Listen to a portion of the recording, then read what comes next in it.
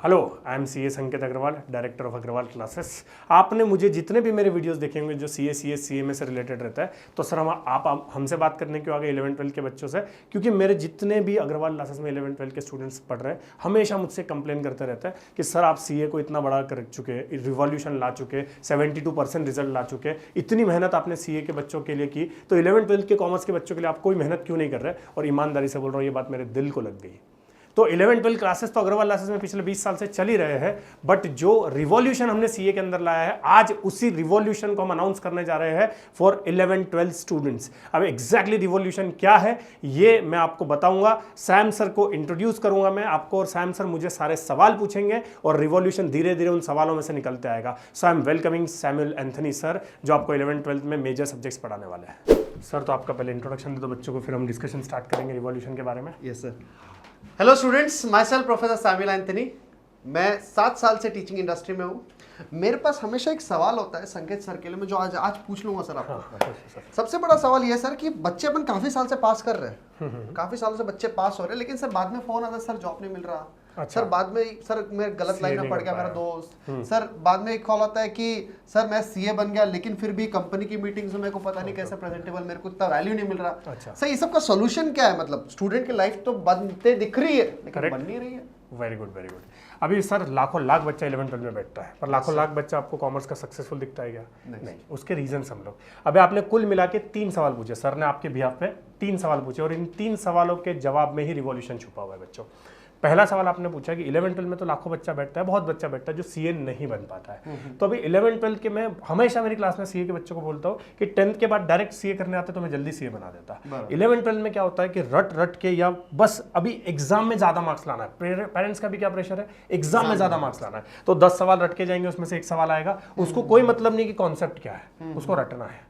तो वो जब 11-12 पढ़ता है तो दिमाग में 11-12 रखता है। बट मुझे एक बात बताओ, क्या कोई बच्चा 12th पास करने के लिए 11-12 पढ़ रहा है कि आगे का करियर बनाने के लिए 11-12? आगे का करियर। तो ये जो परसेप्शन है बदलना पड़ेगा कि हमको 11-12 में ज्यादा मार्क्स नहीं लाने हैं। आएंगे 11-12 में ज्यादा मार्क्स आएंगे, बट 11-12 में ज्यादा मार्क्स लाना is not the only target, is not the only target. क्या आगे CA बनना, CS बनना, CA में बनना इज ऑल्सो द टारगेट। इस पॉइंट ऑफ व्यू से मेरी हर एक फैकल्टी आपको पढ़ाएगी। Let it be Samuel Anthony sir जो आपके सामने खड़े हैं, let it be Gawane sir जो आपको अकाउंट्स पढ़ाने वाले हैं, तो वो सब लोगों को मैंने बहुत अच्छे से बताया कि आपको किस पॉइंट ऑफ व्यू से पढ़ाना है कि मेरे पास जब बच्चा CA करने आए तो उसके लिए सब कुछ कैटवॉक हो जाए। तो पहला जो गलती कर रहे हैं, जो आपने बोला कि लोग CA नहीं बन पा रहे हैं, उसका रीजन था 11-12 में रट्टेबाजी से पढ़ना। उसको हम अभी पूरा ट्रांसफॉर्म करके किस में लाएंगे, कॉन्सेप्चुअल पे।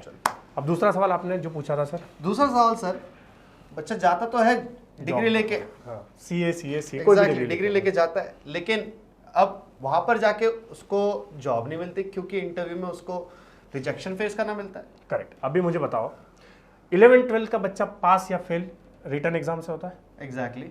रिटर्न एग्जाम जो बहुत ही शाय बच्चा है वो भी दे सकता है, Exactly. जो बहुत एक्टिव बच्चा है वो भी दे सकता है। करेक्ट। क्या 11-12 में अच्छे परसेंटेज लाना और अपनी बातचीत करने का तरीका, ऑरेटर होना, अच्छी बातें करना या प्रेजेंटेबल होना, इस बात का कोई लेना देना है? नहीं, कोई लेना देना नहीं। करेक्ट। आप अगर MBA के बच्चे को देखोगे तो प्रेजेंटेबल रहेगा, क्योंकि उसका पास होना और फेल होना किस बात पे डिपेंड करता है? प्रेजेंटेबल। पर 11-12 के बच्चे का प्रेजेंटेबल होना, डेयरिंग होना, स्टेज डेयरिंग होना, इनसे कोई लेना देना नहीं है। तो होता क्या है ना, 11-12 अगेन सब कुछ किस पे, किताबी कीड़ा बन जाता है, उसको कोई लेना देना नहीं है मेरी पर्सनैलिटी डेवलप हो रही कि नहीं, मैं 4 लोगों से बात कर सकता हूँ कि नहीं, किसी सवाल का जवाब दे सकता हूँ कि नहीं।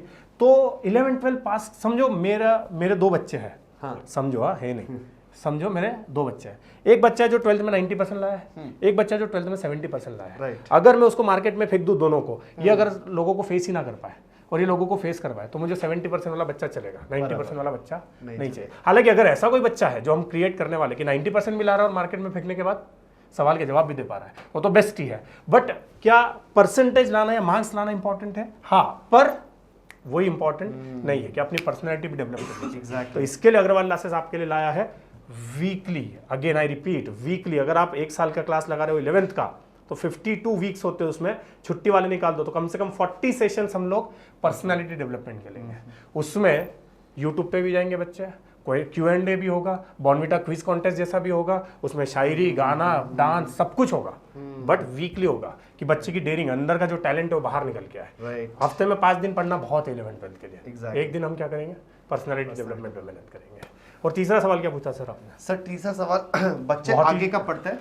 हाँ, बहुत ही मुझे वो बहुत ही सीरियस लगा था। शायद आप बोल रहे थे कि लाइन भटक जाता है। लाइन भटक जाते हैं। हाँ। और उसके साथ साथ सर ये लाइन भटक जाते हैं और मेजर प्रॉब्लम एक और देखा गया था सर, बच्चे क्या होता है आगे का पढ़ते भी है लेकिन उनको याद नहीं रहता क्या पढ़ा था। करेक्ट। फिर वापस उनको देखना पड़ता है क्या पढ़ा था, फिर वापस फैकल्टी को पकड़ो, फिर बच्चा डिलेमा में जाता है, फिर टेंशन आता है, फिर मार्क्स। ये थियरी सब्जेक्ट के लिए मेन प्रॉब्लम होता है। प्रैक्टिकल के लिए, अकाउंट्स और मैथ्स के लिए इतना नहीं होता है सर। उसमें प्रॉब्लम क्या होता है कि मराठी में कहावत है, पूरे पाठ मागे सपाट। मतलब आगे का हम पढ़ते जा रहे हैं, पीछे का भूलते जा रहे हैं। एंड इतने से बच्चे से 11th या 12th का बच्चा 16 या 17 साल का है, यू कैन नॉट एक्सपेक्ट कि वो पूरा दिन क्लास में बैठेगा, कॉलेज अटेंड करेगा, घर पे जाकर रिवीजन करेगा। So that is not expected from the students. तो ये आप जो थियरी सब्जेक्ट्स पढ़ा रहे हो तो ये आपकी जिम्मेदारी, या मेरी ऑर्गेनाइजेशन में कोई भी थियरी सब्जेक्ट पढ़ा रहा है, जैसे मैं इकोनॉमिक्स पढ़ाता हूँ सीए फाउंडेशन में, तो थियरी सब्जेक्ट पढ़ाने वाली फैकल्टी की जिम्मेदारी है कि रिविजन टाइम टू टाइम लेते रहे क्लास में ही। बच्चों से आप रिवीजन एक्सपेक्ट, क्या उतना बड़ा सिलेबस नहीं है कि आपको पूरा साल लगे, पर आपको मिल तो रहा है ना पूरा साल। तो क्या जो बच्चे को घर पे पढ़ना है थियरी में, वो भी आप क्या करवाते रहो, रिवाइज करवाते रहो। वो भी क्या करवाते रहो, रिवाइज करवाते रहो। तो थर्ड रिवॉल्यूशन हम क्या ला रहे हैं कि वीकली रिवीजन भी होगा, तो वीकली टेस्ट भी होगा, वीकली रिवीजन भी होगा। हाँ, टेस्ट की भी बात मैं डिटेल में कर लेता हूँ कि टेस्ट अभी होता क्या है ना, महीने में एक टेस्ट हो रहा है। बच्चा अगर एक टेस्ट मिस हो गई तो उसको पूरे महीने में टेस्ट देने का जरूरत, रिवीजन करने की का कोई मौका मिलेगा नहीं। तो उसने क्या करना चाहिए, वीकली टेस्ट। एक हारी टेस्ट शायद मिस हो सकती है, तो भी 3 टेस्ट तो रिवाइज करने के लिए। तो रिवीजन थियरी सब्जेक्ट का किसने लेना चाहिए, क्लास में फैकल्टी ने। बाकी 5 सब्जेक्ट का बच्चे ने पढ़ने का उसको बहाना कैसे देंगे हम लोग, वीकली टेस्ट कैसे देंगे, वीकली टेस्ट। और सर और सर एक और मेरे को बहुत बड़ा एक प्रॉब्लम सुनने मिला था। एक स्टूडेंट था मेरा, बेचारा रास्ता भटक गया था सर। आफ्टर 11th 12th रास्ता भटक गया। उसने जैसे 12th कंप्लीट किया, जैसे तैसे 12th, और इनफैक्ट सुनने में आया कि वो 11th 12th में रास्ता भटक चुका था। नतीजा बाद में देखने मिला। करेक्ट। अभी रास्ता भटकने का मैं आपको एक प्रॉब्लम बता दूं। जनरेशन की बात करेंगे, आपको हर्ट भी होगा। अपनी जनरेशन में हम लोग नहीं उतना रास्ता नहीं भटकते थे। अगर 100 में से 70 भटकते होंगे तो आज 100 में से 30 भटकते होंगे तो आज 100 में से 70 भटक रहे हैं। उसका रीजन क्या है, आप ईमानदारी से बताओ, आप दुनिया में सबसे ज्यादा किससे डरते थे? डैडी से। करेक्ट, मे बी मेरे डैडी से। लड़कियां उनकी मम्मी से डरती है। तो कहीं ना कहीं अभी जो हो गया है कि 10th तक तो बच्चा डिसिप्लिन में रहता है, क्योंकि पेरेंट्स का इंटरेक्शन उनके साथ होते रहता है, राइट, टीचर के साथ भी होते रहता है। 11th के बाद बच्चा अपने आप को समझने लगता है अपने आप का बाप। तो वो वाला उसका जो अप्रोच है वो तोड़ना पड़ेगा। सर ये क्या बात कर रहे हो सर? तो उसके लिए हम लेंगे पेरेंट्स मीटिंग एवरी मंथ। इससे क्या होगा कि बच्चा रोज क्लास में आ रहा था कि नहीं आ रहा था, आ रहा है तो क्लास में क्या कर रहा है, परफॉर्म कर रहा है। क्योंकि मुझे क्वांटिटी नहीं चाहिए, मुझे वो क्वांटिटी चाहिए जो आगे भी उतनी ही क्वांटिटी में सक्सेस हो। तो उसके सक्सेस के लिए उसके पीछे पड़ जाना है, उसका जीना हराम कर देना है। तो हर महीने में हम लोग पेरेंट्स मीटिंग लेंगे, बच्चे का क्या परफॉर्मेंस है बताएंगे, और जो भी रिमेडियल एक्शंस है उसी मंथ में लेके खत्म करेंगे। और मुझे लगा, बहुत ही हार्श बात कर रहा हूं मैं, पहली बार इंट्रोड्यूस कर रहा हूं 11th 12th का यूट्यूब चैनल पे, पहला वीडियो है ये 11th 12th के नए यूट्यूब चैनल पे, पर मैं बहुत ही हार्श बात बोल रहा हूं। और अगर मुझे मंथ के बाद लगता है कि ये बच्चा आगे प्रोग्रेस करने वाला नहीं है, 11th 12th पास करवाना कोई बड़ी बात नहीं है, 100 मार्क लाना भी कोई बड़ी बात नहीं, पर आगे अगर ये सीए में आगे प्रोग्रेस नहीं कर पाएगा या इंटरव्यू में जॉब्स में प्रोग्रेस नहीं कर पाएगा, तो 1 महीने बाद ही उसका जो बचा हुआ फीस है वो रिफंड करके घर पे भेज देंगे, पेरेंट्स के हाथ में पैसा दे देंगे। इतना क्रिस्टल क्लियर रहने वाले अपन लोग। तो जो 11th 12th अपने पास करेगा, he has to be successful by becoming CA और doing a very great job. उसके लिए हम पूरा रिवॉल्यूशन लाए, पूरी मेहनत की है। और अभी 4 बुलेट पॉइंट्स वापस मैं बता देता हूं कि क्या रिवॉल्यूशन है आज तक के पढ़ने में या हमारे पढ़ाने में, और अभी हम जो लॉन्च करने जा रहे हैं उसमें। पहला, पेरेंट्स मीटिंग एवरी मंथ। दूसरा, वीकली रिवीजन। तीसरा, weekly test of every subject. चौथा, and the most important, my favourite, personality development, जो आपको बहुत ही एंटरटेनिंग रहेगा, बहुत ही मजा आएगा। सो ये चारों चीज़ों के साथ जो ट्रेडिशनल टीचिंग था, जो आपके स्कोर बढ़ाने के लिए किया जाता था, वो सब कुछ किया जाएगा, पढ़ाया जाएगा और कॉन्सेप्चुअल क्लैरिटी के साथ पढ़ाया जाएगा। Thank you very much. Thank you very much.